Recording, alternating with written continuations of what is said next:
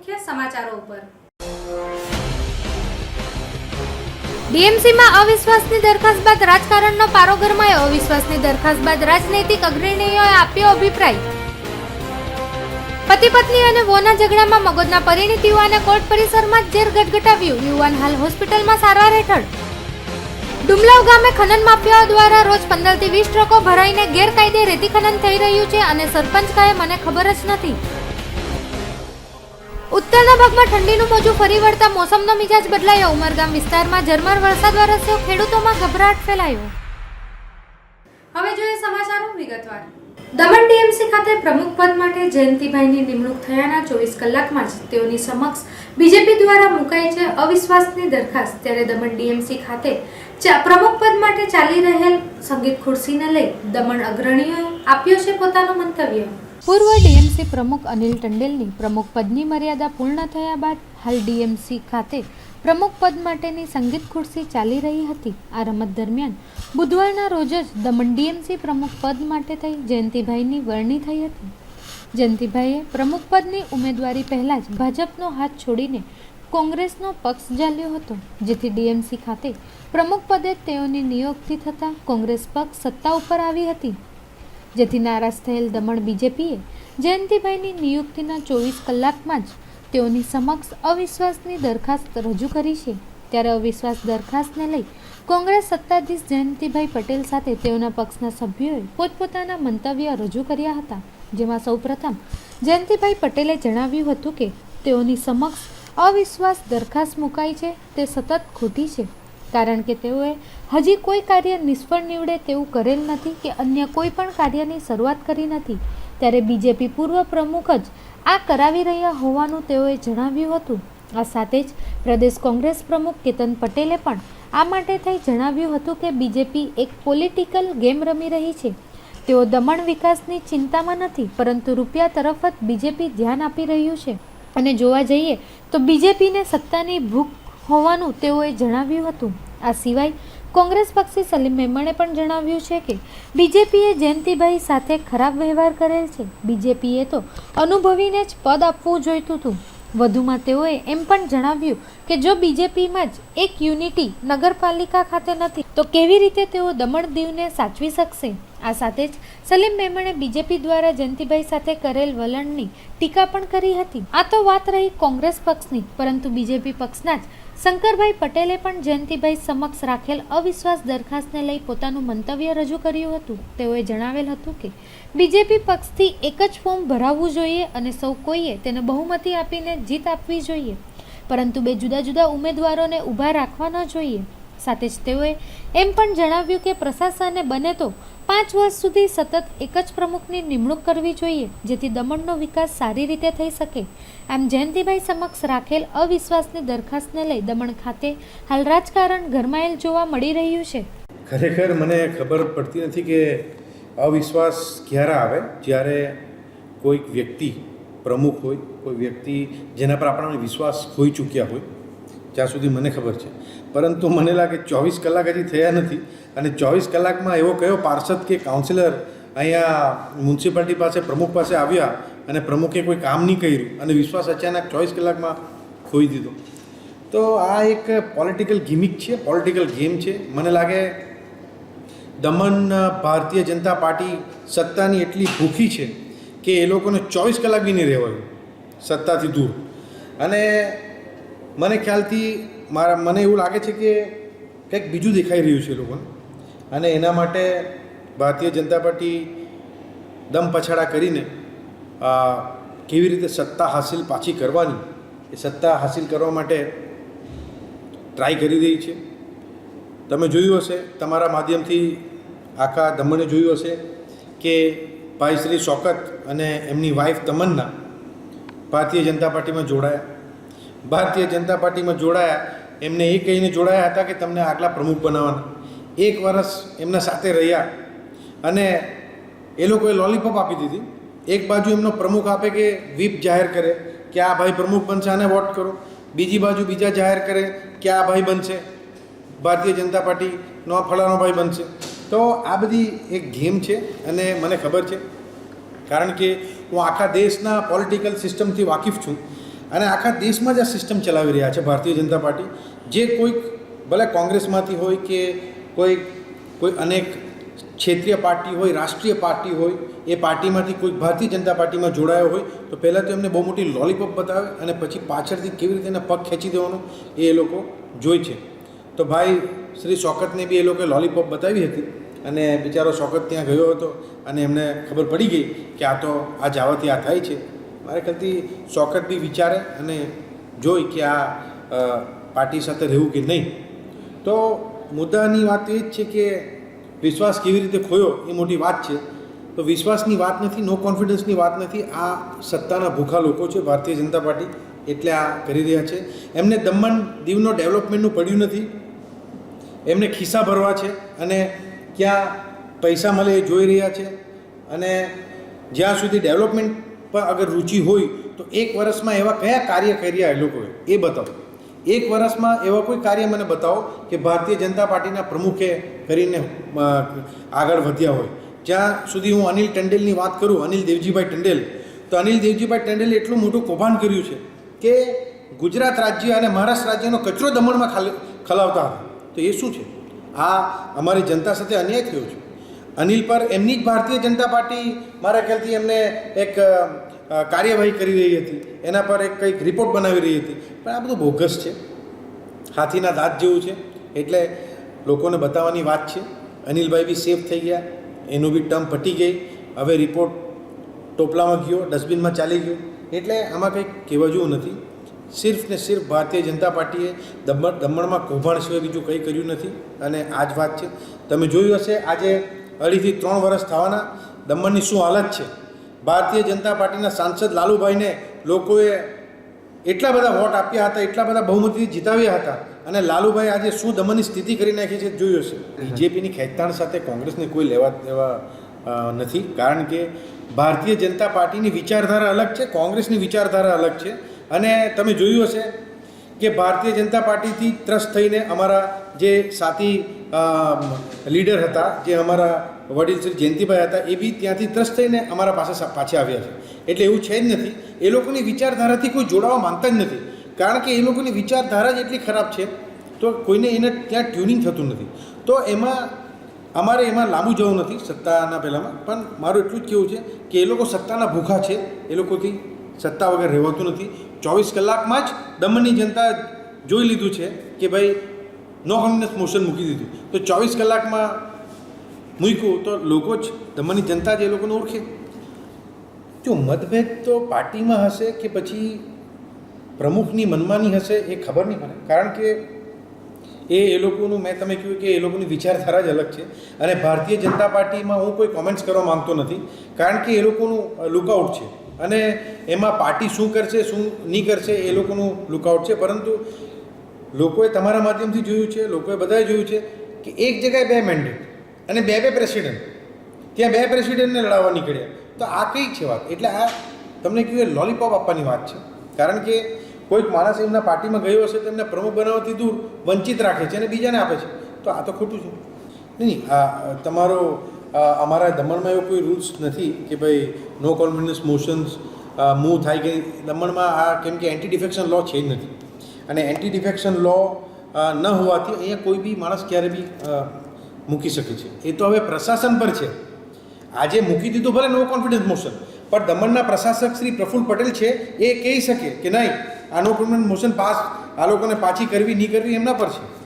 જે અવિશ્વાસની દરખાસ્ત મૂકી એ બધે મારે એવું કહેવાનું છે કે હું મ્યુનિસિપાલિટી પ્રમુખ પદમાં મારી જે નિમણૂક થઈ અને 24 કલાકની અંદરમાં આ લોકોએ જે અવિશ્વાસની દરખાસ્ત મૂકી દીધી. અવિશ્વાસની દરખાસ્ત નો કોન્ફિડન્સ મોશન એ ક્યારે મુકાય કે મેં કોઈ કાર્યભાર કરવામાં કંઈ નિષ્ફળ ગયો હોય, કોઈ મેં અવિશ્વાસ કર્યો હોય, ત્યારે આ તમે અવિશ્વાસ કરી રહ્યા છો તો ત્યારે અવિશ્વાસની દરખાસ્ત મુકાય. આ તો હજી સુધી કોઈ કામ કર્યું નથી. તમને અવિશ્વાસ મારા પર ક્યારે થયો? શાનો અવિશ્વાસ મારા પર? શાની અવિશ્વાસ પ્રથા લાગી શકે? જ્યારે કાઉન્સિલ હોલમાં 15 કાઉન્સિલરો જ્યારે ઇલેક્શન દરમિયાન બેઠા હતા ત્યારે 6 જણે મારા ફેવરમાં હાથ ઊંચો કરી મને વોટ આપી, પરંતુ બાકીના જે 9 જણા હતા એ લોકોએ કોઈના પક્ષમાં પણ હાથ નથી કર્યો. તે એટલે એનો મતલબ કે 15 કાઉન્સિલરનું મને સમર્થન હતું. આ જે થઈ રહ્યું છે એ કોઈ આ કાઉન્સિલરો જે છે એ કાઉન્સિલરોને કોઈ અવિશ્વાસ મારા પર નથી, પરંતુ અમુક લોકો જે ખાસ કરીને બીજેપીના પ્રમુખ આ ખોટી રીતે આ બધું કરાવી રહ્યા છે લોકોને. એનો કાઉન્સિલરો પણ ભોળા છે ને એ લોકોને ખબર છે કે જયંતિભાઈ એક સારો અનુભવી માણસ છે અને સારામાં સારી કાઉન્સિલ ચલાવી શકે એવો છે. અને જો મને મોકો મળે તો ખરા અર્થમાં હું થોડા ટાઈમની અંદરમાં દમણની જે આ બધી દુર્દશા છે એની રોનક બદલીને હું દમણને એવું સુંદર સ્વચ્છ બનાવી દઉં કે દમણના લોકોને થોડા જ સમયની અંદરમાં જ આ ખરા અર્થમાં પ્રમુખ, અનુભવી પ્રમુખ તરીકે જયંતિભાઈએ કામ કર્યું એવી લોકોમાં એક खुशबू फैलाए एवी मने आशा है। आश्चर्य जैसी तो कोई बात है नहीं इसमें, पर दुख इस चीज़ का है कि प्रदेश अध्यक्ष की गरिमा को लोग पहचान नहीं पाए। गोपाल दादा ने कितने साल अपनी ज़िंदगी के दमन के हित में एमपी बन के, प्रेसिडेंट बन के या अपने हाथ के नीचे नए प्रेसिडेंट को प्रेजेंट करके उन्होंने निकाले। दुख इस बात का भी है कि लोग मिसाल देते हैं वासु जी की और दीपेश जी की बीजेपी के अंदर कि वो अक्कम यानी जो स्ट्रॉन्ग कहते हैं, जो स्ट्रॉन्ग बीजेपी है जिन्होंने कभी कांग्रेस का साथ नहीं लिया, उन्होंने आज इतना गलत मैसेज दमन में दिया है और इतना गलत व्यवहार इन्होंने जयंती भाई के साथ किया है जो काफ़ी दुख की बात है। भारतीय जनता पार्टी को सबसे पहले ये देखना चाहिए था कि प्रेसिडेंट के लायक कौन है।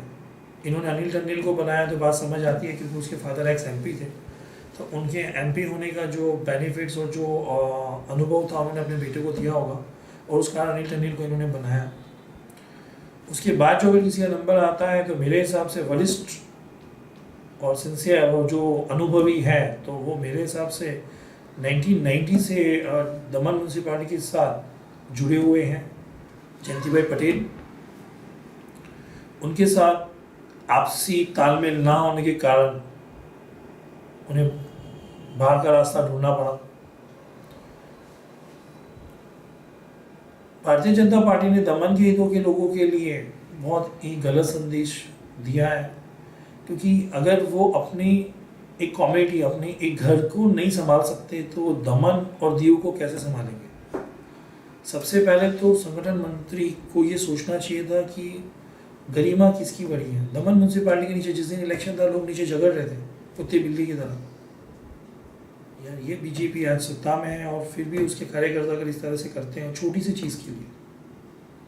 प्रेसिडेंट का पद मानता हूँ महत्वपूर्ण होता है, फर्स्ट ऑफ मेयर होता है, पर जितने भी काउंसिलर्स हैं 15 के 15 दमन 4x4 का है, उसके अंदर सब अगर आप 2 किलोमीटर जाएं तो हर एक किसी काउंसिलर का घर आपको मिल ही जाता है। तो उनको विरोध इस तरीके से करना उचित नहीं है। अनिल टंडेल का जब कार्यकाल था, जयंती भाई पटेल ने कार्यकाल के वक्त तब भाजपा के पास सिर्फ 8 सीट थी, हम लोग साथ थे। तब शौकत मिठानी और उनकी जो वाइफ थी वो हमारे साथ थी। तब एक ही सीट हमें चाहिए थी जिससे सरकार बन जाए। जयंती भाई ने सत्ता की लालच ना करते हुए अनिल टंडेल को सपोर्ट किया था। अनिल टंडेल भूल गया वो बात। मुझे तो ये भी दुख होता है कि बाकी के उनके साथ जो 8 काउंसिलर्स थे उन्होंने स्टैंडिंग मीटिंग की होगी, वो एक साथ बैठे होंगे, उन्होंने दमन के हित के कार्य में एक साथ सब जुट होंगे। क्या किसी को वो दिन याद नहीं आया? एटलीस्ट अनिल टंडेल को तो ये तो याद आना चाहिए कि जब कचरा कांड में और ऐसे कई कांडों में उनका नाम निकला था तब एक भी काउंसिलर, इवन अपक्ष के काउंसिलर ने भी इनका विरोध इसलिए नहीं क्योंकि ये तो परिवार है। मुझे तो एक बात बहुत सीधे तरीके से समझ आ गई, अनिल टंडेल और कचरा कांड, अनिल टंडेल का हृदय और कचरा कांड दोनों एक ही है। उसकी गहराई तो उन्होंने लोगों को उदाहरण दे दी, कचरा कांड से अनिल का हृदय कितना जुड़ा हुआ है वो तो उन्होंने इस वक्त दिखा दिया। अनिल टंडेल को एक बार सोचना चाहिए था, जिस इंसान ने मुझे 1 साल तक चलाया मैं कौन से पैर से उसके साथ हूँ। वो पार्टी में ये कह सकता था कि यार जयंती भाई के विरुद्ध नहीं जाऊंगा, उसने मेरे सच में सपोर्ट किया था, एक काम करो आप इस बार संभाल लो, जयंती भाई को बना दो, बाद में हम लोग मिलके देखेंगे। सिर्फ अपना सत्ता लालच के हिसाब से जयंती भाई तो बहुत ही सीनियर और बहुत काबिल इंसान है। अनिल टनेल का जो कचरा कांड था, जयंती भाई चाहते ना तो उसमें भी वो राजीनामा ले सकते थे या उनको गिरा सकते थे। ऐसा कभी मौका नहीं आया कि जयंती भाई ने अपना स्टैंड उनके लिए छोड़ा हो। पर ये कचरा बाबू, सॉरी, एक्स प्रेसिडेंट अनिल भाई, तो ऐसा कार्य करने से शर्म आनी चाहिए। मुझे तो गर्व के साथ कह रहा हूँ, मैं गर्व के साथ, मुझे काफ़ी खुशी है कि मेरी राजनीति डाबेल यूनिवर्सिटी से शुरू हुई और जो मेरे टीचर थे उन्होंने 3 दिन पहले, जब इलेक्शन होना था उससे 1 दिन पहले की बात कर रहा हूँ मैं आपसे, उन्होंने कहा कि अगर ज़रूरत आने पे जयंती पटेल को बीजेपी के संगठन में अगर कुछ सीटें कम पड़ती हो ना तो तुम पार्टी मत देखना, तुम उन्हें समर्थन कर देना, क्योंकि वो सीनियर है, उनका अधिकार है। आप मुझे बताइए सीनियर कौन है? शौकत मिठानी जी सीनियर है, मुकेश जी सीनियर है या जयंती जी सीनियर है? बताइए आप मुझे, जवाब का आंसर दीजिए। क्या इतना छोटा सा क्वेश्चन का आंसर भारतीय जनता पार्टी ढूंढ नहीं पाई? मेरा निवेदन है, अगर आप अविश्वास लाएंगे फिर इस तरफ से एक और पहल होगी, इससे अच्छा आप जयंती भाई को शांतिपूर्वक चलने दीजिए और कुर्सी के अंदर बैठा हुआ जो कैंसर है उसे निकाल के आप बाहर फेंकिए। देखिए, मैं जहाँ तक बोलना चाहूँगा कि गोपाल दादा प्रदेश अध्यक्ष हैं, वासु टंडेल, दीपेश जी, उन्हें उनकी गरिमा समझनी चाहिए थी। और आज वासु जी हैं, दीपेश जी हैं या शिशिर जी हैं, आज ये जो भारतीय जनता पार्टी के उक्तस्व जो यंग मेंबर्स हैं, वासु जी या दीपेश जी कुछ बोलते हैं या शिशिर जी कुछ बोलते हैं ना तो अपने बुक के अंदर गोल्डन शब्द से लिखते हैं, तो उनको कम से कम इस चीज़ का तो गरिमा का, उनकी खुद की गरिमा का तो ख्याल रखना चाहिए था। जिस तरीके से डीएमसी के नीचे उस दिन इलेक्शन के दिन पे लड़ रहे थे लोग, तो ये बहुत, क्या कहूँ मैं आपसे, मेरे पास इस चीज़ के लिए अल्फाज नहीं है। सबसे बड़ी बात तो ये है कि ऊपर बैठे हुए जो भी विवेक दानगी जी है, कोई भी XYZ भारतीय जनता पार्टी के अधिकार है, उनको इसलिए बनाया जाता है कि वो सीधे प्लेटफॉर्म पे जो दमन की हित की ज़्यादा पैनी से नज़र रखते हैं और जानते हैं, वो उन्हें संपर्क करें, उसके बाद वो यहाँ का प्लेटफॉर्म बनाए। यहाँ उल्टा हो गया, अब यहाँ का हर एक बंदा ऊपर कॉन्टैक्ट करता है। इसका मतलब दमन के अंदर आप लोगों की कुछ मिसाल ही नहीं है, डिवाइड एंड रूल आ गया आप लोगों के अंदर। अगर हकीकत में दमन को स्वच्छ और संगीत कुर्सी से बचाना हो तो मेरा निवेदन है भारतीय जनता पार्टी से, जयंती जी को अपना कार्यकाल शांतिपूर्वक कर लेने दीजिए। चाहे आप उनके साथ आके बैठ जाइए, हमें आपत्ति नहीं है, पर सच्चाई के साथ कांग्रेस पार्टी हमेशा रही है और जयंती भाई के साथ हमेशा रहेगी। एक्चुअली सर, लोगों को लोग कहते थे हमेशा कि 2 सीट लेके कांग्रेस ने यार क्यों सीट नहीं दी। मुझे आज इस चीज़ की बड़ी खुशी हो रही है।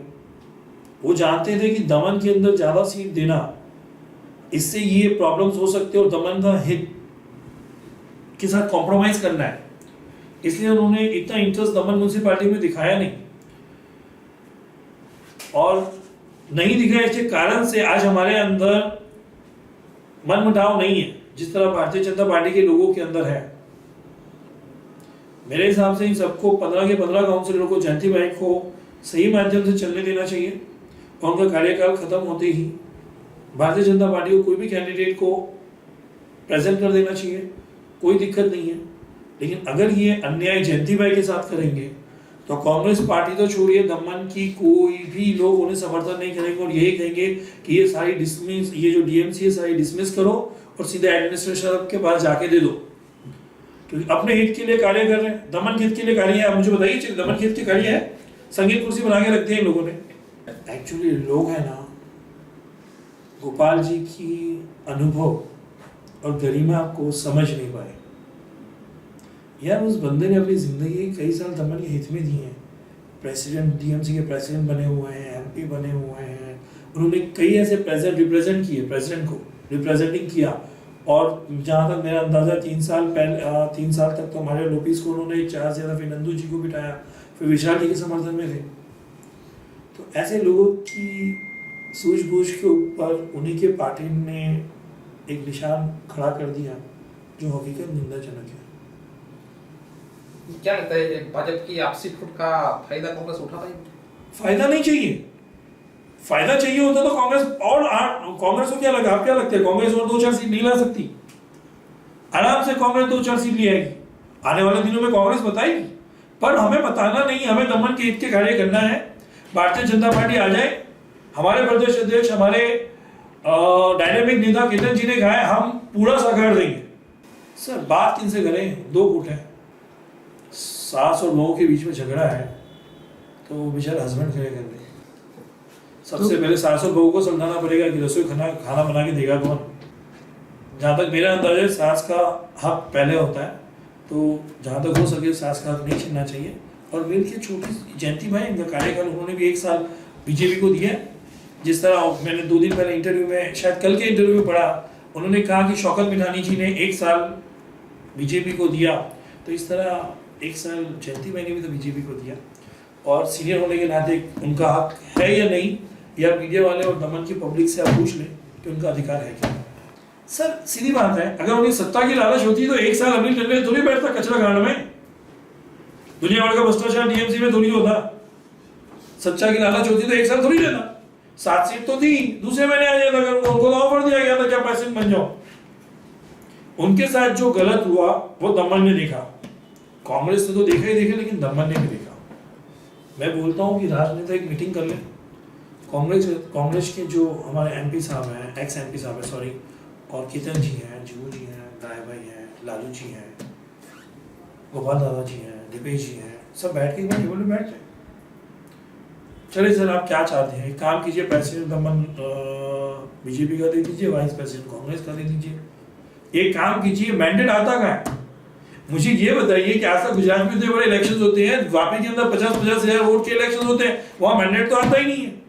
मैंडेट तो सिर्फ नाम का है। छोटी सी पैनल है यार, छोटी सी डीएमसी है, 50,000 लोग रहते हैं इसमें, इनके हित के लिए क्या 2 पार्टी एक साथ जुड़ नहीं सकती?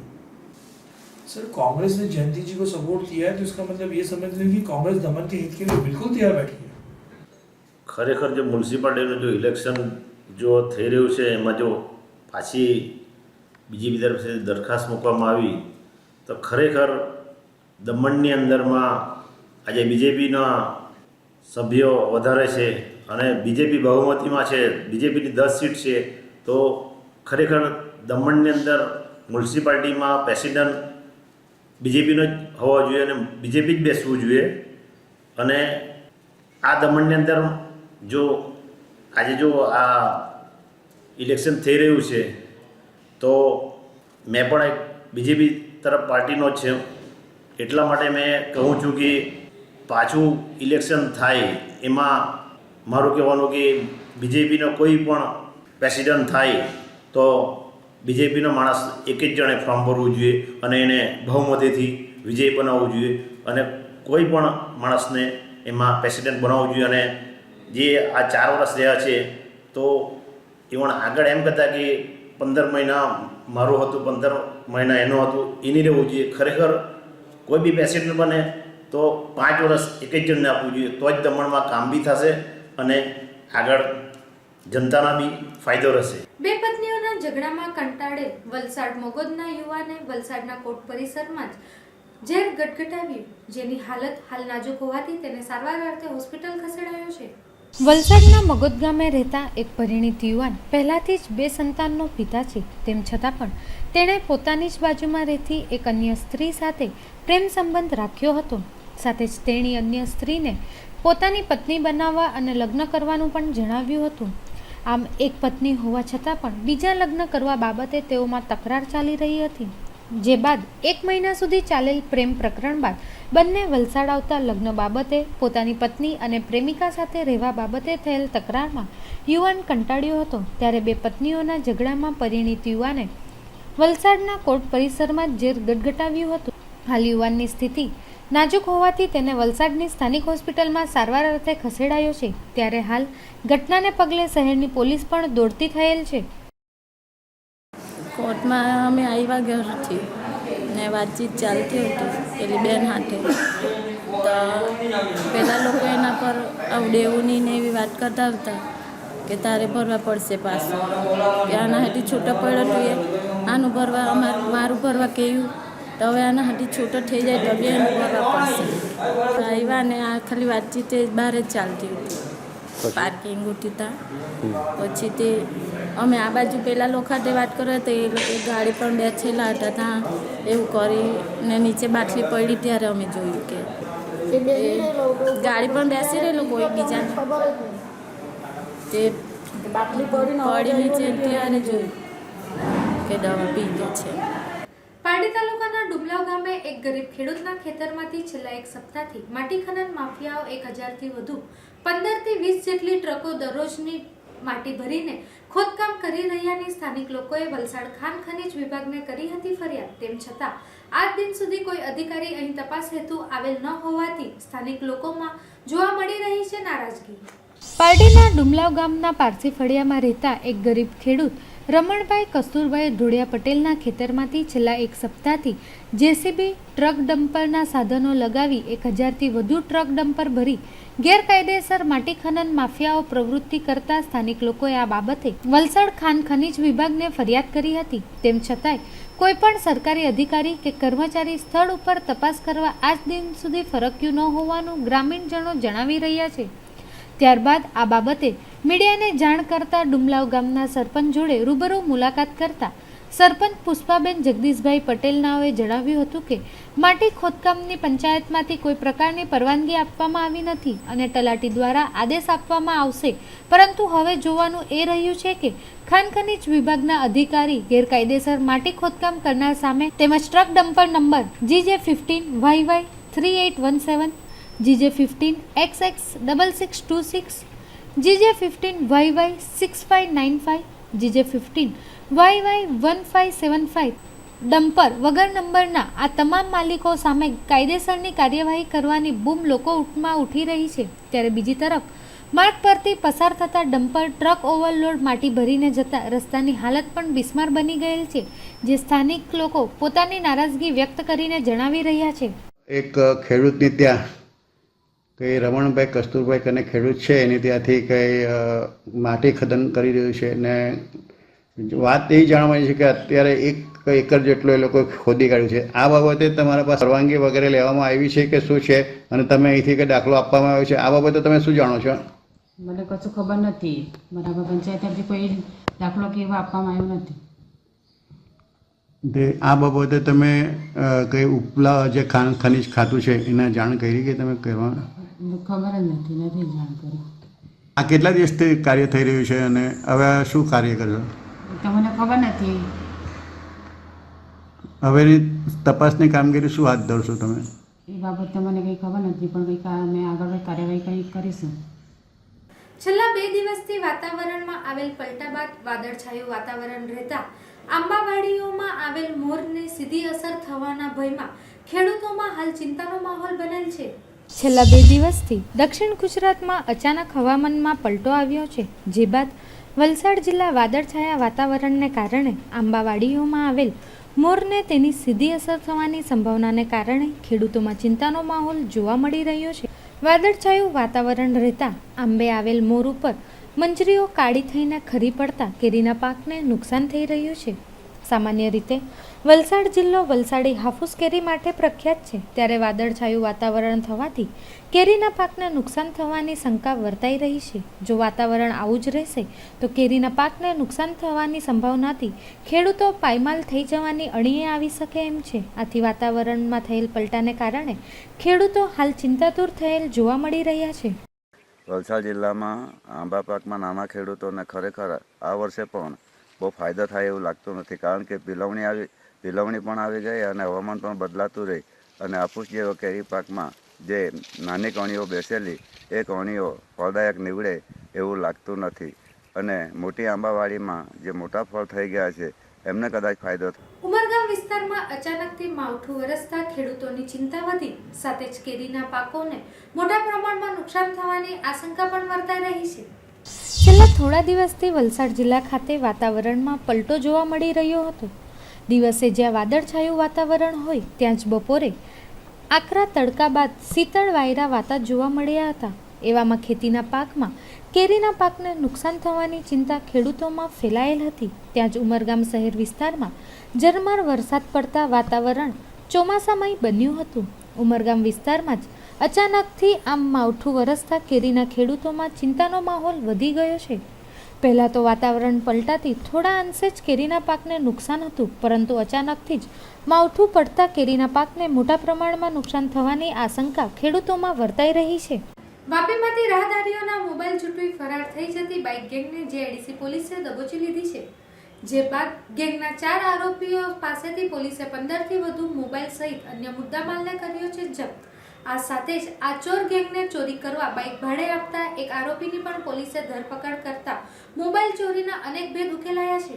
વાપી જીઆઈડીસીના ગુંજન સહિત અન્ય વિસ્તારમાં છેલ્લા કેટલાક સમયથી મોબાઈલ ચોરીના ગુનાઓ વધી રહ્યા હતા. આ વિસ્તારમાં મોબાઈલ પર વાત કરતા રાહદારીઓના મોબાઈલને બાઇક પર ફૂલ સ્પીડમાં આવી છૂટવી ફરાર થઈ જતી એક બાઇક ગેંગે તરખાટ મચાવ્યો હતો. આ ગેંગ અનેક લોકોના મોબાઈલ ચોરી પલવારમાં કિંમતી મોબાઈલ ઝૂંટવી ફરાર થઈ જતી હતી. આથી વધતા જતા મોબાઈલ ચોરીના ગુનાઓને લઈને જીઆઈડીસી પોલીસ દોડતી થઈ હતી અને આ મોબાઈલ ચોર ગેંગને ઝડપવા માટે પોલીસે તેના બાતમીદારની ટીમને સક્રિય કરી અને આખરે પોલીસની મહેનત રંગ લાવી અને પોલીસને મળેલી બાતમીના આધારે જીઆઈડીસી પોલીસે આ ગેંગના 3 સાગીરતોને ઝડપી પાડ્યા છે. આરોપીઓ પાસેથી પોલીસે 15થી વધુ મોબાઈલ ચોરીના મોબાઈલ પણ કબજે કરી ઊંડાણપૂર્વક તપાસ હાથ ધરી હતી.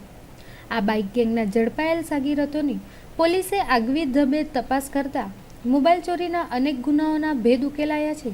જોકે પોલીસની પ્રાથમિક તપાસમાં એક ચોંકાવનારી વાત એ પણ બહાર આવી છે કે આ ગેંગમાં 6થી વધુ સભ્યો છે, જેઓ વાપીની જુદી જુદી કંપનીઓમાં કામ કરતા હતા.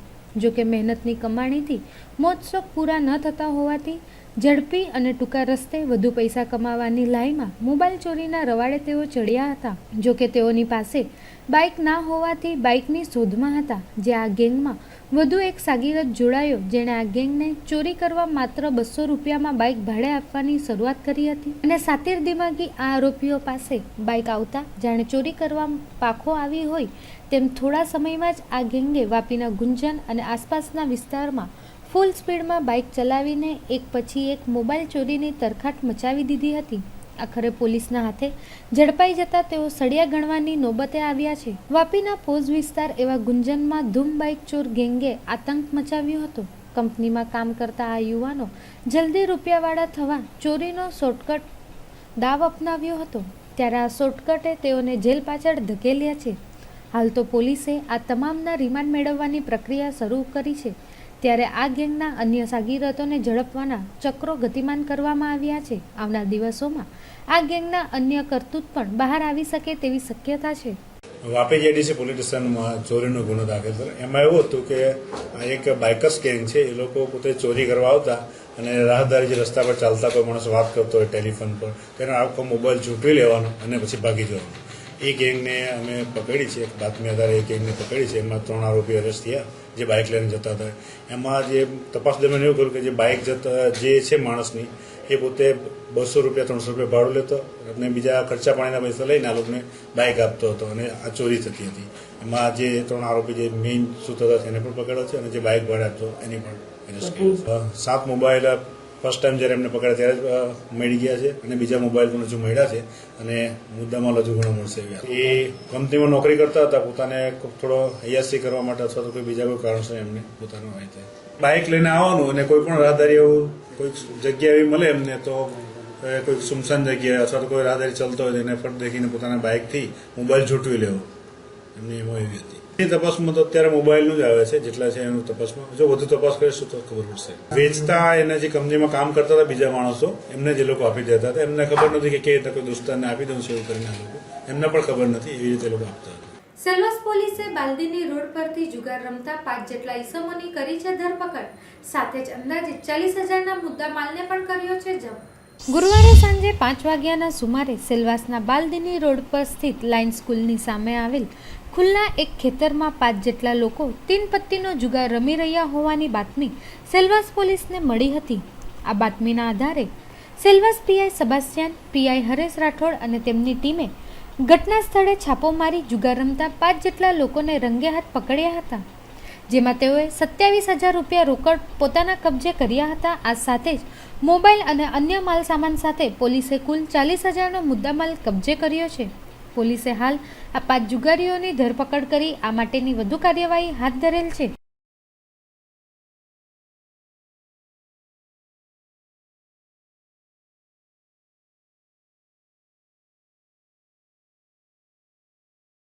खानगी राहे हमने इन्फॉर्मेशन मिली हमारा मोटा सर ने हमारा सुपीरियर ऑफिसर ने એ હિસાબે લાયન્સ સ્કૂલની સામે ના એરિયામાં રેડ કરવામાં આવી. અમારા SHO શ્રી છબરસિંહ દિવસે સર અને બીજા પોલીસ સ્ટાફ ભાસ્કર પાટીલ, પ્રકાશ માયાવંશી, અર્પિત વસાવા અને બીજા સ્ટાફ મળી ખુલ્લા એરિયામાં રેડ કરી, જ્યાં આગળ એક સર્વિસ સ્ટેશન છે એની બાજુના ખેતરમાં 5 માણસો ટીમ પટ્ટીનો જુગાર રમતા મળી આવ્યા. જે લોકોને રંગે હાથ પકડ્યા અને એ લોકો પાસેથી 27,000 અને સમથિંગ રોકડા રૂપિયા, બીજો મોબાઈલ વગેરે મુદ્દામાલ મળીને ટોટલ 42,000 રૂપિયા જેટલા થાય. કેસ કાયદેસર રજીસ્ટર કરવામાં આવ્યો છે. એ લોકોની ધરપકડ કરી અને આજે કોર્ટમાં રજૂ કરવામાં આવશે. સમાચારમાં સમય થયો છે એક નાનકડા વિરામનો. જોતા રહો જેટ ન્યૂઝ.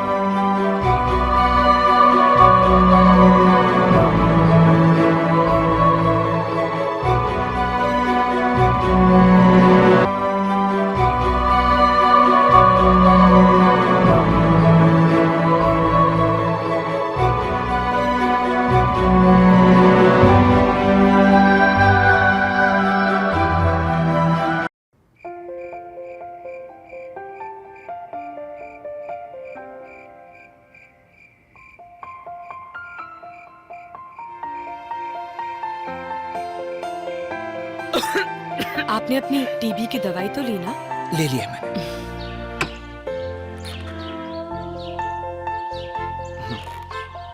एक मिनट में. क्या हुआ? ठीक. बेटा तूने अपनी जांच करवाई? हाँ माँ, टीबी नहीं थी, लेकिन डॉट्स का इलाज शुरू कर दिया है.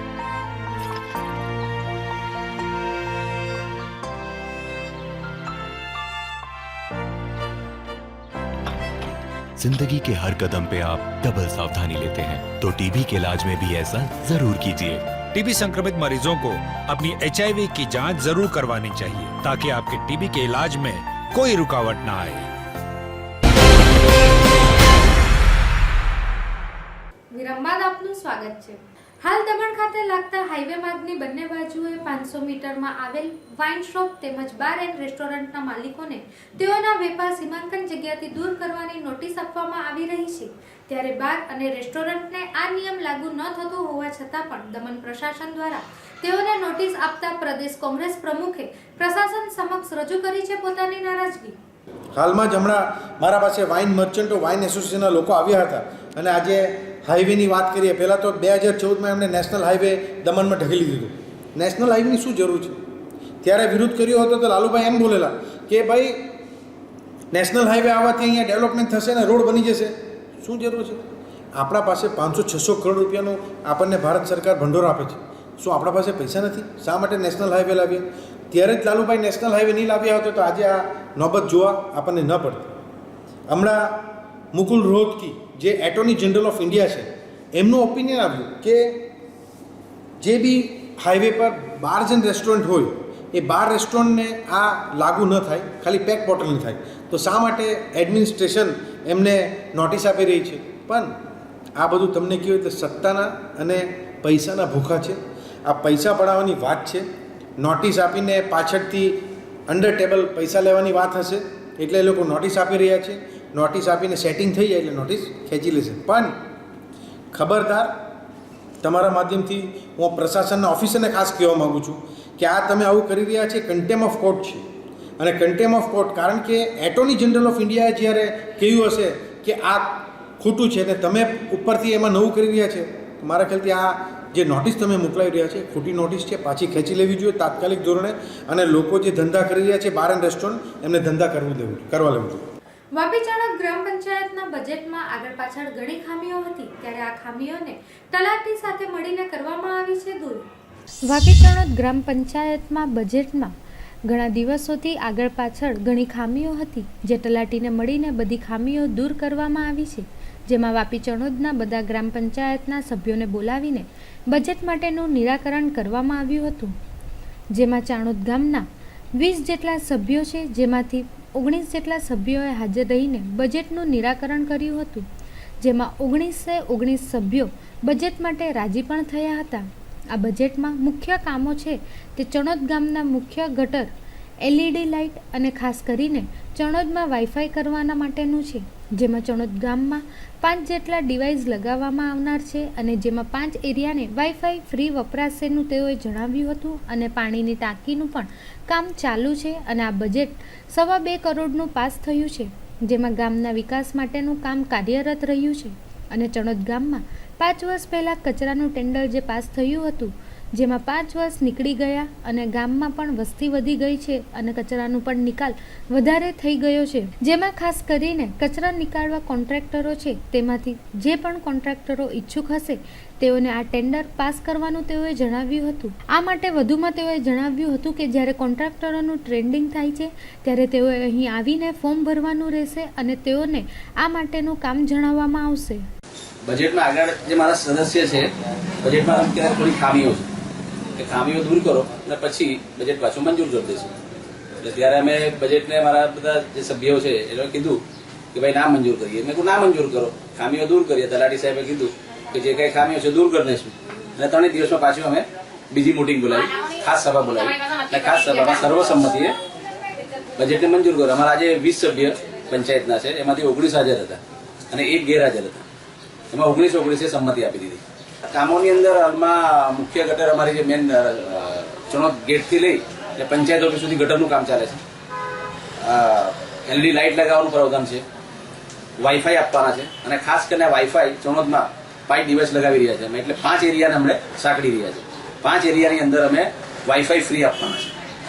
પાણીની ટાંકીનું આયોજન છે. પાણીની ટાંકી હવે અઠવાડિયામાં અમારી ચાલુ થશે. આ બધા મોટા જે આયોજનો છે તે કરી દીધા. અત્યારે અમારું 2.25 કરોડનું બજેટ છે. જો એક કે અમારે કચરાનું 5 વર્ષ પહેલાં ટેન્ડરિંગ થયું હતું. 5 વર્ષમાં વસ્તીનો વધારો થયો, ગામમાં કચરાની સમસ્યા થોડી હમણાં છે વધારે, એટલે અમે પાછું ટેન્ડરિંગ કરાવીએ છીએ. હું ખાસ કરીને કચરા નિકાલ કરવાના કોન્ટ્રાક્ટરોને ભાઈ બહેનોને બધાને કહેવા માગું કે અમારું ટેન્ડરિંગ થાય છે, જે બી કોઈ ઈચ્છુક વ્યક્તિ હોય એ ટેન્ડરિંગ ભરે એવી મેં અપેક્ષા રાખી. હાલમાં જ્યારે હોળી ધૂળેટીના પર્વને ગણતરીના દિવસો જ બાકી છે, ત્યારે પારડી શહેરના બજારોમાં હોળી ધૂળેટીના તહેવારમાં ભારે મંદીનો માહોલ જોવા મળી રહ્યો છે. હોળી ધૂળેટીનો તહેવાર નજીક આવી રહ્યો છે, ત્યારે પારડી શહેરમાં વેપારીઓ અવનવી ડિઝાઇનના હોળી રમવા માટે પિચકારીઓ બજારમાં વેચાણ માટે લઈને આવ્યા છે. ત્યારે ધૂળેટીના માત્ર 2 દિવસ બાકી રહ્યા છે, પરંતુ બજારમાં ખરીદીમાં ભારે મંદીનો માહોલ દેખાઈ રહ્યો છે. વેપારીના જણાવ્યા મુજબ ધૂળેટી રમવા નાના બાળકોથી લઈ મોટેરાઓ માટે પણ અવનવી વેરાયટીમાં પિચકારીઓ, ફુગ્ગાઓ, કલર અને હોળીના પ્રસાદ રૂપે ખડીસાકર જેવા એડા પણ બજારમાં જોવા મળી રહ્યા છે. હોળી ધૂળેટીના ચીજ વસ્તુઓનું વેચાણ ખૂબ જ ઓછા પ્રમાણમાં હાલમાં થઈ રહ્યું છે. દર વર્ષ કરતાં આ વર્ષે ધૂળેટીના તહેવારમાં ખૂબ જ મંદી દેખાઈ રહી છે, પરંતુ ધૂળેટીના આગલા દિવસે પિચકારી તેમજ કલરનું વેચાણ થશે હોવાની આશા વેપારીઓ હાલ વ્યક્ત કરી રહ્યા છે. પિચકારીમાં ₹10 થી લઈ ₹250 સુધીની પિચકારીઓ રાખવામાં આવી છે. તેની સાથે જ ગુલાલ તેમજ અન્ય પ્રકારના હર્બલ કલરના પણ સ્ટોક વેચાણ માટે રાખવામાં આવ્યા છે. સાથે જ ફુગ્ગામાં પાણી અને કલર ભરી ધૂળેટી રમવા માટે થઈને અવનવા ફુગ્ગાઓ પણ વેચાણ માટે અહીં રાખવામાં આવ્યા છે.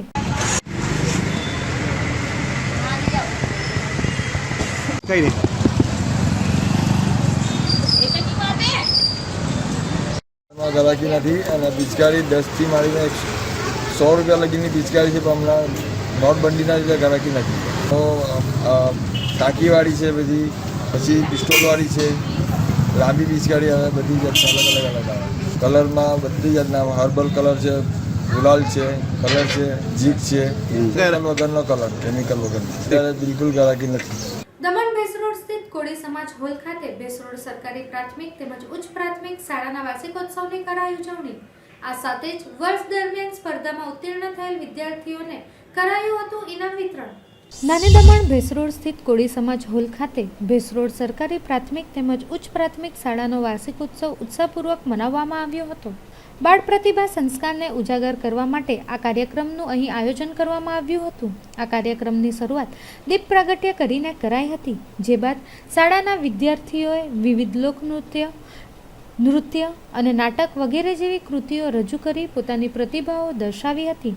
આ સાથે જ વર્ષ દરમિયાન શાળા ખાતે યોજાયેલ વિવિધ સ્પર્ધાઓમાં ઉત્તીર્ણ ક્રમાંક લાવનાર વિદ્યાર્થીઓને ઇનામ વિતરણ કરી પ્રોત્સાહિત પણ કરાયા હતા. કોળી સમાજ હોલ ખાતે આયોજિત આ કાર્યક્રમમાં શાળાના આચાર્ય નવીનભાઈ પટેલ, શિક્ષકગણ, એજ્યુકેશન ઓફિસર ચિમનભાઈ પટેલ, ડુનેટા સરપંચ સવિતાબેન પટેલ, સામાજિક કાર્યકર્તા ભરતભાઈ પટેલ સહિત વાલીગણો મોટી સંખ્યામાં હાજર રહ્યા હતા. गणदैवताय गणाध्यक्षाय धीमहि गुणशरीराय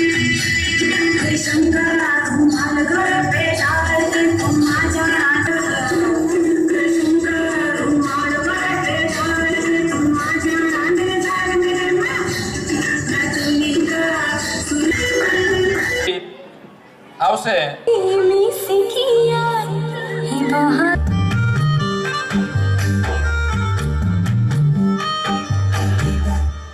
રોજ તારીખ 10/3/2017 રોજ સરકારી પ્રાથમિક શાળા અને સરકારી મિડલ શાળા વચ્ચે ઇનામ વિતરણ અને વાર્ષિક મહોત્સવનું આયોજન કરવામાં આવ્યું, જેમાં સરકારી મિડલ સ્કૂલની ટોટલ 10 કૃતિઓ અને સરકારી પ્રાથમિક સ્કૂલની ટોટલ 6 કૃતિઓ વાલીઓ સમક્ષ રજૂ કરવામાં આવી. ત્યારબાદ બાળકોને પ્રોત્સાહિત કરવા માટે સરપંચ તરફથી અને શાળા તરફથી ઇનામોનું વિતરણ કરવામાં આવ્યું, તેમજ ભોજન સમારોહનું પણ આયોજન કરવામાં આવ્યું છે. શાળામાં અનેક ઇતર પ્રવૃત્તિઓ કરવામાં આવી છે, જેવી કે ડ્રોઈંગ કોમ્પિટિશન, મહેંદી સ્પર્ધા, વેસ્ટમાંથી બેસ્ટ જેવી ઘણી બધી પ્રવૃત્તિઓ કરવામાં આવે છે. સંઘ પ્રદેશ દાદરાનગર હવેલીમાં સીબીએસઈ બોર્ડની પરીક્ષાનો થયો છે પ્રારંભ, જેનું પ્રથમ પેપર સારું જતા વિદ્યાર્થીઓમાં જોવા મળ્યો હતો ખુશીનો માહોલ. દાદરાનગર હવેલીમાં સીબીએસઈ બોર્ડની ધોરણ 10ની પરીક્ષાનો શુક્રવારના રોજથી પ્રારંભ થયેલ હતો. સેલ્વા સ્ટોકર ખાડા વિસ્તારમાં આવેલ કેન્દ્રીય વિદ્યાલયમાં કુલ 375 વિદ્યાર્થીઓમાંથી એક વિદ્યાર્થી ગેરહાજર રહ્યો હતો અને બાકીના સૌ કોઈએ પરીક્ષા આપી હતી. પરીક્ષાના પ્રારંભે હિન્દીનું પેપર હતું. વિદ્યાર્થીઓ પેપર સારું ગયું હોવાને કારણે ખુશખુશાલ જોવા મળ્યા હતા. આ શાળામાં 3 વિદ્યાર્થીઓ અકસ્માતમાં ઘવાયા હતા, જેઓ માટે અલગથી બેસવાની વ્યવસ્થા કરવામાં આવી હતી.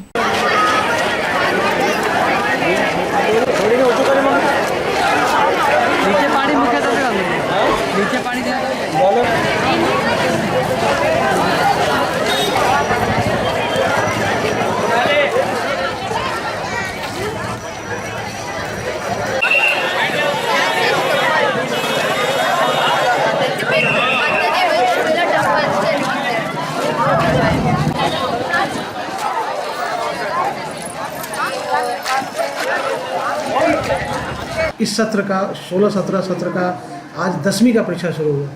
कल 12वीं का शुरू हो गया था और अंग्रेजी पहला विषय था. आज 10वीं क्लास का आज हिंदी था, जिसमें 375 में एक बच्चा नहीं आया है. 374 बच्चों ने एग्ज़ाम दिया. 3 स्कूल का सेंटर यहाँ पड़ा है. एक सेंट जेवियर जो पहली बार 10th एग्ज़ाम दे रही है, नवोदय विद्यालय और लायंस स्कूल. सभी जो गाइडलाइंस के हिसाब से एग्ज़ाम कराए जा रहे हैं. बच्चों के लिए ऊपर चढ़ने के लिए रैंप है. 3 बच्चों का अभी 3 बच्चों का पैर टूट गया है, एक का हाथ टूट गया और 2 का पैर टूट गया. उनके पेरेंट्स आए थे, उनके लिए अलग से रूम की व्यवस्था की गई है, जिसमें एक बच्चे को तो बाहर से बच्चे को लिखने के लिए भी सब्सक्राइब को भी अलाउ किया गया है.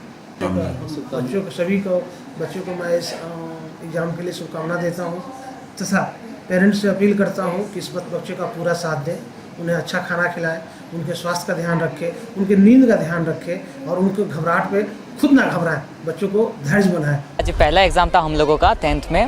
बोर्ड एग्ज़ाम था, लेकिन आज हम बहुत टेंशन भी था कि क्या होगा, लेकिन ये एग्ज़ाम बहुत ही अच्छा गया। और जैसे कि यहाँ पे सुख सुविधाएं बहुत अच्छी हैं।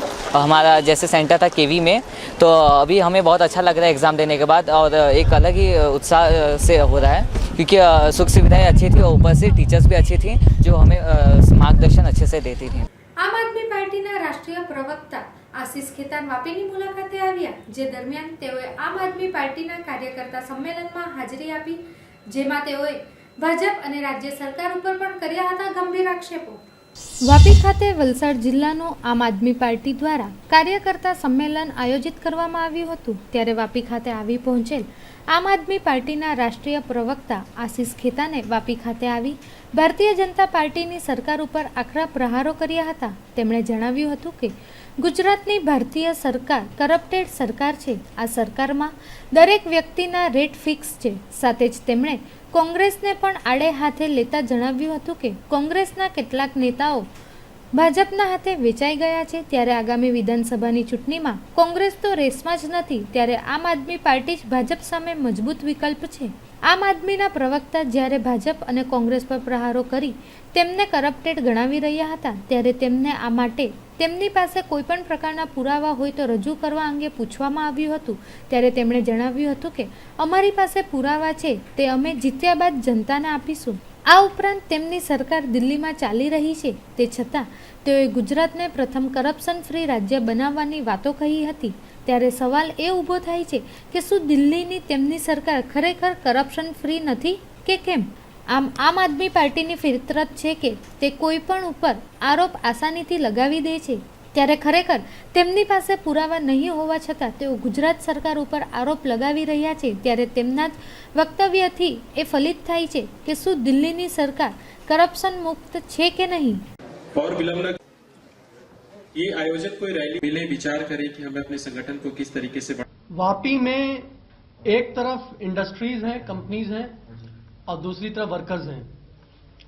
उन दोनों का शोषण भारतीय जनता पार्टी की सरकार पिछले 2 दशकों से कर रही है।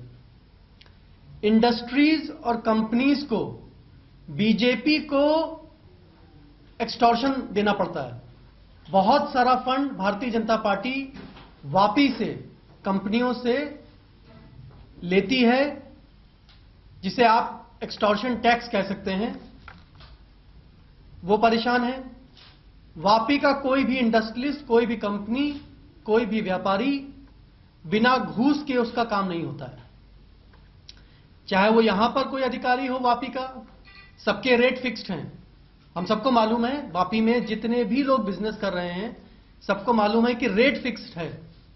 बीजेपी सरकार ने सबका रेट फिक्स करके रखा है, किसी को इतना 5,000 देना है, किसी को 10,000 देना है, किसी को 20,000 देना है, और उसके बाद पैसा वहां पर भारतीय जनता पार्टी के नेताओं को अहमदाबाद में भी पहुंचाना है। दूसरी तरफ वर्कर्स है। वर्कर्स के लिए यहां पर उसकी मिनिमम वेजेस बहुत कम है। वर्कर्स के लिए यहां पर स्वास्थ्य सेवाएं नहीं है। यहां पर लोगों को पीने का पानी अच्छा नहीं मिलता है। बहुत सारी सोसाइटीज हैं वहां पर पानी पहुंचता ही नहीं है। यहां पर स्कूल जो हैं उनकी हालत बड़ी खस्ता है। यहां पर सरकारी अस्पतालों की हालत बड़ी खराब है। तो हर आदमी वापी में परेशान है। अब पूरी लीडरशिप गुजरात में उतर चुकी है।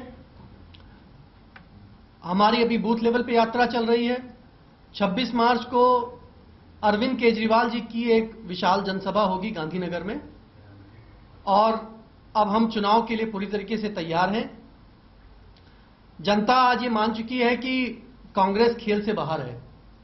कांग्रेस बीजेपी से या तो डरी हुई है या तो उसके आधे से ज्यादा नेता बीजेपी के हाथों बिके हुए हैं। कांग्रेस को लोग विकल्प नहीं मानते हैं। आज भारतीय जनता पार्टी के सामने अगर कोई डट के मुकाबला कर सकता है तो लोग ये मानते हैं कि आम आदमी पार्टी ही बीजेपी को हरा सकती है। तमाम रिपोर्टें हैं जो ये दिखाती हैं कि बीजेपी का 70% पैसा जो चंदा है वो नगद में आता है और अज्ञात स्रोतों से आता है। बीजेपी 70% से ज्यादा अपना चंदा कैश में लेती है, और किससे लेती है वो कभी नहीं बताती है। वो पैसा कहां से आता है? इससे बड़ा कोई प्रूफ नहीं हो सकता है कि भारतीय जनता पार्टी और उसकी सरकार व्यापारियों से, उद्योगपतियों से पैसा ऐंठती है, वसूलती है और कुछ लोगों को उन्होंने मुफ्त में ज़मीनें बांटी हैं, कुछ लोगों को उन्होंने बहुत ज़्यादा फायदे पहुंचाए हैं, उनसे वो पैसा लेते हैं। દમણ દેવકા કોલોની સ્થિત જિલ્લા પંચાયત સંચાલિત સરકારી પ્રાથમિક તેમજ ઉચ્ચ પ્રાથમિક શાળાનો મનાવવામાં આવ્યો હતો વાર્ષિકોત્સવ, સાથે જ વિદ્યાર્થીઓને કરાયું હતું ઇનામ વિતરણ। નાની દમણ દેવકા કોલોની સ્થિત જિલ્લા પંચાયત સંચાલિત સરકારી પ્રાથમિક તેમજ ઉચ્ચ પ્રાથમિક શાળા ખાતે શાળાના વાર્ષિકોત્સવની ઉજવણી કરવામાં આવી હતી। આ કાર્યક્રમની શરૂઆતમાં શાળાના બાળકો દ્વારા જ સ્વાગત ગીત ગાઈને મહેમાનોનું સ્વાગત કરાયું હતું, જે બાદ શાળાના વિદ્યાર્થીઓએ ડાન્સ, ગરબા અને નાટક જેવી વિવિધ કૃતિઓ રજૂ કરી પોતાની પ્રતિભાઓ દર્શાવી હતી। આ સાથે જ વર્ષ દરમિયાન શાળા ખાતે યોજાયેલ સ્પર્ધાઓમાં ઉત્તીર્ણ થયેલ વિદ્યાર્થીઓને ઇનામ વિતરણ પણ કરવામાં આવ્યું હતું। શાળા ખાતે આયોજિત આ વાર્ષિકોત્સવમાં કડૈયા સરપંચ શંકરભાઈ પટેલ, ઉપસરપંચ ભરતભાઈ પટેલ, શાળા આચાર્ય સુમનભાઈ પટેલ સહિત શાળાના શિક્ષકો તેમજ વાલીઓ ઉપસ્થિત રહ્યા હતા। ખૂબ ખૂબ આભાર તમારો, ખૂબ ખૂબ પાડી રહ્યા છે। આગળ લઈ જનાર શ્રી સુમનભાઈનું સ્વાગત કરવા માટે હું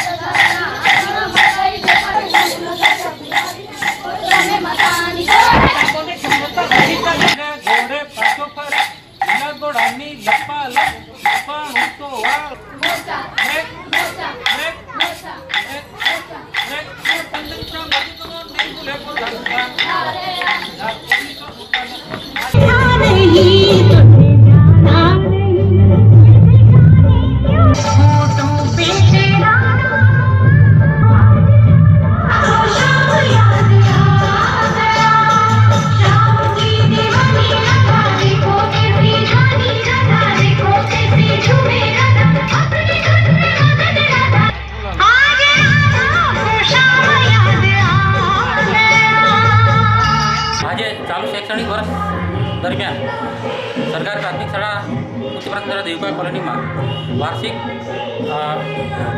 મહોત્સવ અને ઇનામ વિતરણ કાર્યક્રમ રાખવામાં આવેલો છે। એમાં અમારી શાળામાં આખા વર્ષ દરમિયાન અભ્યાસિક પ્રવૃત્તિ અને સહઅભ્યાસિક પ્રવૃત્તિનું જે આયોજન કરવામાં આવેલું છે, એમાં જે વિજેતા બનેલા વિદ્યાર્થીઓ છે એ વિદ્યાર્થીઓને આજના દિવસે ઇનામ વિતરણ આપવામાં આવે છે અને એઓ વિદ્યાર્થી જીવનમાં ખૂબ આગળ વધે એવી અભ્યર્થના આપવામાં આવે છે। આ ઉપરાંત આ કાર્યક્રમમાં આખા વર્ષ દરમિયાન જે સાંસ્કૃતિક કાર્યક્રમ રાખવામાં આવેલો છે એ સાંસ્કૃતિક કાર્યક્રમની અહીં ઝાંખી કરવામાં આવે છે। સ્વઅભ્યાસ પ્રવૃત્તિમાં માટીકામ, કાગળકામ, ચિત્ર સ્પર્ધા, પછી બીજી વિવિધ પ્રવૃત્તિઓ રાખવામાં આવે છે અને એમાં જે વિજેતા થયેલા બાળકો છે એમને ઇનામ આપવામાં આવે છે। ગુજરાતી ફિલ્મ લવ સ્ટોરીમાં લોચો પડ્યોનું સ્ક્રીનિંગ વલસાડના વસિયા સ્થિત સિને પાર્કમાં સ્થાનિક લોકોએ નિહાળી, જે બાદ પ્રેક્ષકોએ ફિલ્મ ખૂબ જ કોમેડી હોવાનું જણાવ્યું। પારડી, ઉમરસાડી, ઉદવાડા તેમજ દમણના સુંદર લોકેશનમાં સમગ્ર મોટાભાગની ફિલ્મનું શૂટિંગ લવ સ્ટોરીમાં લોચો પડ્યોમાં થયું હતું। સિનેમાઘરોમાં રિલીઝ થતાં પહેલાં ગુરુવારના રોજ ફિલ્મની મજા લવ સ્ટોરીમાં લોચો પડ્યોનું સ્ક્રીનિંગ વસિયા સ્થિત સિને પાર્કમાં સ્થાનિક પ્રેક્ષકોએ નિહાળીને ફિલ્મ ખૂબ જ કોમેડી હોવાનું જણાવ્યું હતું। સાથે જ સ્થાનિક કલાકારોને ફિલ્મના સહનિર્માતા પારડી નગરપાલિકાના માજી પ્રમુખ શરદભાઈ દેસાઈએ તક આપી હતી।